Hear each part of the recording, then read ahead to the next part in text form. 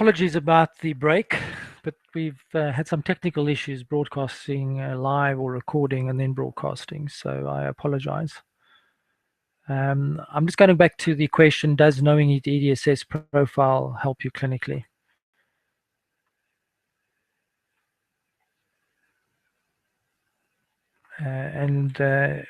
Reassuringly, over 70% said yes, and I think it is very important in that this gentleman's MS was progressing, and he went from EDSS to 4 to 4.5 to 5 over a roughly 2 to 3 year period.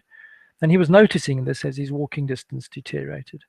The problem with EDSS in clinical practice is the majority of neurologists don't measure it. And the reason why they don't measure it, they just don't have the time.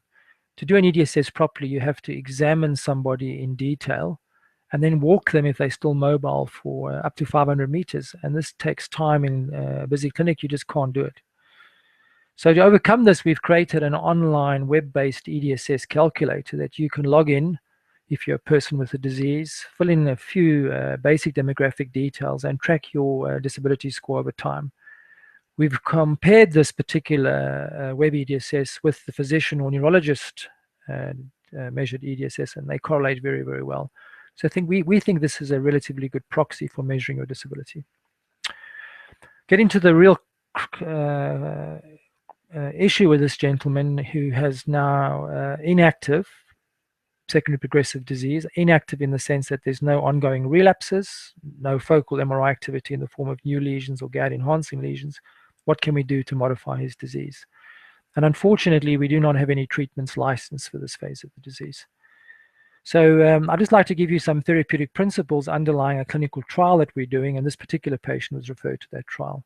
So we think acute inflammation in MS causes damage in two ways. Firstly, in the actual acute lesion, the inflammation transects, and there's a beautiful slide from Bruce Trapp's article from 1980 showing you how an acute MS lesion transects nerve fibers, and I call this the inflammatory scissors or the shredder. However, some of these nerve fibers are demyelinated and they remyelinate, but they never get back to normal, and they therefore remain vulnerable to die off over time. And this has got nothing to do with the acute inflammation. This is now these nerve fibers programmed to die off in the future. And we call this, I call this the post-inflammatory or slow burn. So inflammation, therefore, is responsible for both processes. It's responsible for damage now, and it programs some of the nerve fibers that aren't killed off immediately to die off in the future. And anti-inflammatory medications can't address that. What we need is neuroprotection. So we really do need treatments that not only suppress inflammation, but really protect nerve fibers, both in the acute lesion and chronically in the slow burn phase. And this is why we have this principle called the therapeutic pyramid, where we use anti-inflammatory therapies and layer on neuroprotection and remyelination. I put up neurorestoration at the top, but at the moment that's science fiction. We have no therapeutic trials or concepts where we can confidently say we can restore lost function. And this is a proof of concept study done by the Danish group in Copenhagen, taking people with either secondary or primary progressive MS, doing a lumbar puncture on them at baseline and measuring their neurofilament levels, which are the scaffolding protein inside axons, and they're released when the axons are damaged. And you can see that with active therapy with natalizumab, these neurofilament levels normalize or go down towards normal 60 weeks later. So this is actually a proof of concept that an anti-inflammatory drug may reduce ongoing damage in people with progressive MS. This cartoon just demonstrates to you the principles behind measuring neurofilament levels in spinal fluid. You can see here an axon with these little black dots at the top, and as the fiber degenerates, it releases its contents, and the amount of neurofilament level predicts what's going to happen to the person with the disease in the long term. And this is data from a study we published many years ago, just showing you that those patients in the red oval, these are people with raised neurofilament levels, are much more likely to progress over the next 3 years compared to people with normal neurofilament levels in their spinal fluid. And the real question is, if we take people by giving them a medication from the red circle to the green circle, will we impact on their progressive disease in the future? And we're doing a trial just like that at the moment, where we're taking people with early secondary progressive disease, and these are people on established disease-modifying treatment that aren't having any relapses, and we're randomizing them by flipping a coin in a computer to going on to a dummy or placebo tablet, or a putative neuroprotective drug called oxcarbazepine.